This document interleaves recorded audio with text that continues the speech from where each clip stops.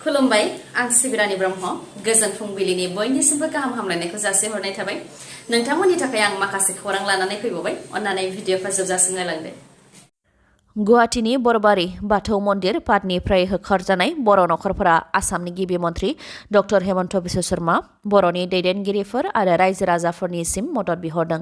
मख'नो गोनांदि साननै सिगां गुवाहाटीनि बरबारि बाथौ मन्दिर पाठनिफ्राय गं-200नि गोबां नखरफोरखौ आसाम सरकारा होखारदोंमोन जेराव गं-200नि मादाव गं-27आ बर' नखरफोरमोन होखारजानाय दुखुथिया बर' आइ आफाफोरा फोरमायथिनाय बायदिब्ला आसाम सरकारा बिथांमोनखौ जोबोद इनायै होखारदों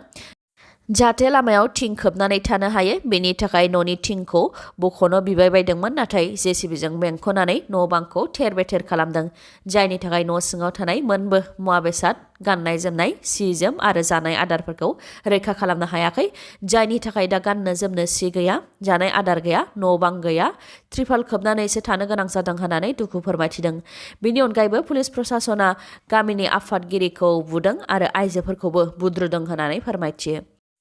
होस्रांनाय हाबाखौ मावनायनि सानसे सिगां पुलिसा फैनानै नाला साफा खालामनो नायफैदोंमोन आरो रावखौबो होखारनाय जानाय नङा होननानै थगायलांदोंमोन जायनि थाखाय बिथांमोनहा जेबो थाग-थियारि जायाखैमोन गुबुन फारसेथिं होखारनायनि थाखाय सिगां आसाम सरकारनिफ्राय जेबो नटिसबो हराखै होननानै फोरमायथिदों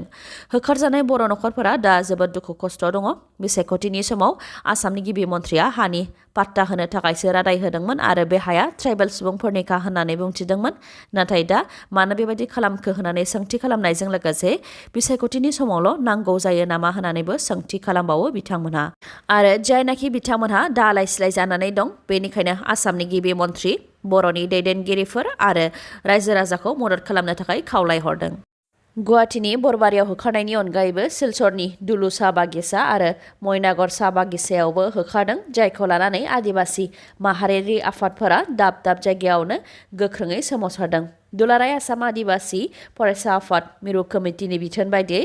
ढेकियाजुलियाव सनितपुर जिल्ला आदिबासि फरायसा आफादा गोख्रोङै सोमावसारदों बिथांमोनहा प्राइम मिनिस्टार नरेन्द्र मदि आसामनि गिबि मन्त्रि डक्टर हेमन्त बिश्व शर्मा आरो मन्त्रि सन्जय किसान बिथांमोननि मुसुखा सावनानै बिथांमोननि हेंथायै स्ल'गान होनानै सोमावसारदों बिथांमोना बुंथिदों दि बिसायख'थिनि समावल' बिथांमोननि गोनांथि बावैसो सिगां प्राइम मिनिस्टार नरेन्द्र मदि फैनाय समाव डिब्रुगड़ जिल्लानि गासैबो साहा बागानखौनो बन्द खालामनानै बिथांमोनखौ लानानै थांदोंमोन नाथाय दा 1000 साहा बागानाव मावग्रा आदिबासिफोरखौ थांनानै थानायनि राहा खालामनानै होआलासे आसाम सरकारनि बिथोन बायदियै होस्रांनानै आलाय-सिलायसो खालामदों होननानै खुद्रिदों बिथांमोनहा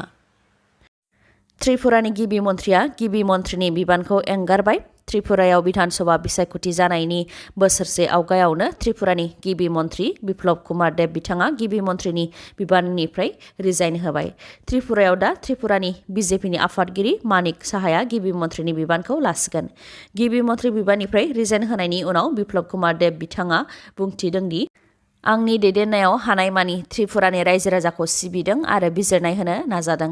जानो गोनां बिधानसभानि थाखाय दोलोखौ गोख्रों खालामनो आंखौ खामानि मावजानो लुबैदों मानोना दोलोआ गोख्रोंबासो सोरखाराबो थागोन बे खोथाखौ बिथाङा लिरदों गुबुन फारसेथिं रिपर्टनि बायदिब्ला बारग' गिबि मन्थ्रि बिप्लब कुमार देबखौ दिल्लीयाव मिरु नखर मन्थ्रि अमित शाह आरो बिजेपिनि आफादगिरि जेपि नाड्डा बिथांमोना लेंहरदोंमोन आरो बिथांमोनखौ दिल्लीयाव लोगो हमनानै फैनायनि अखानायैनो राजभवनाव गभर्नरनि आखायाव गिबि मन्थ्रिनि बिबान एंगारनायनि लाइजामखौ गथायदों बिप्लब कुमार देब बिथाङा सुलुंनि बायदिब्ला मिरु बिजेपिआ त्रिपुरानि गिबि मन्थ्रि बिप्लब कुमार देब बिथांनि खामानिनि सायाव गोजोननाय मोनाखै आरो जानो गोनां 2023 मायथाइनि बिधानसभा बिसायख'थिखौ नोजोर होनानै बिजेपि दोलोखौ दैदेननो थाखाय बिप्लब कुमार देबआ लोरबां बायदिखौ नुनानै बिथांखौ गिबि मन्थ्रिनि बिबानखौ एंगारहोदों मख'नो गोनांदि त्रिपुरायाव बिप्लब कुमार देब बिथाङा गिबि मन्थ्रिनि बिबान एंगारनायनि उनाव दोलोनि एमएलएफोरनि गेजेरावनो एसे दावराव-दावसि बुलायलायनो नाजानाय थासारिबो जादों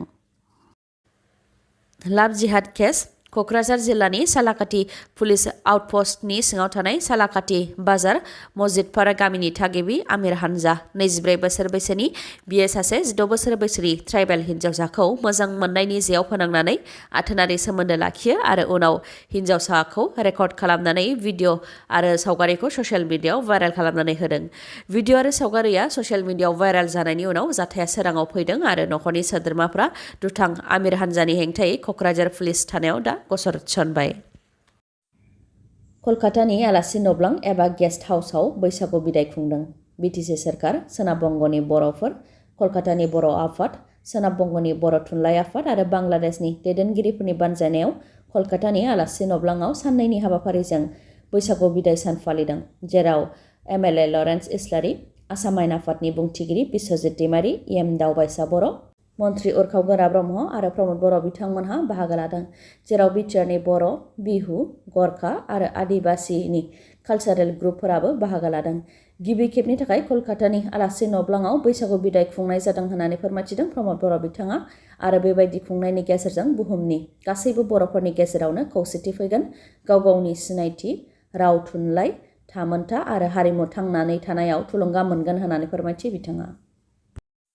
सिखारिफोरा साथाम पुलिसखौ गावथारदों बे जाथाया मध्य प्रदेशआव जादों मध्य प्रदेशनि गुना जिल्लानि SP राजीव मिश्रा बिथाङा फोरमायथिनाय बायदिब्ला गुना जिल्लानि मोनसे हाग्रा ओनसोलाव सिखारिफोर थानायखौ खौरां मोननानै आरन पुलिस थानानि साब इन्सपेक्टर सासे हेड कनस्टेबल आरो सासे कनस्टेबला अपारेशन खालामहैदोंमोन जेराव बिथांमोनहा सिखारिफोरखौ हमनो मोननानै बेंखननानै लादोंमोन बेयावनो सिखारिफोरा गावनि जिउखौ रैखा खालामनो थाखाय जेरै मेरै गुलि गावदों जायजों साब इन्सपेक्टर हेड कनस्टेबल आरो सासे कनस्टेबलनि जिउ खहा जादों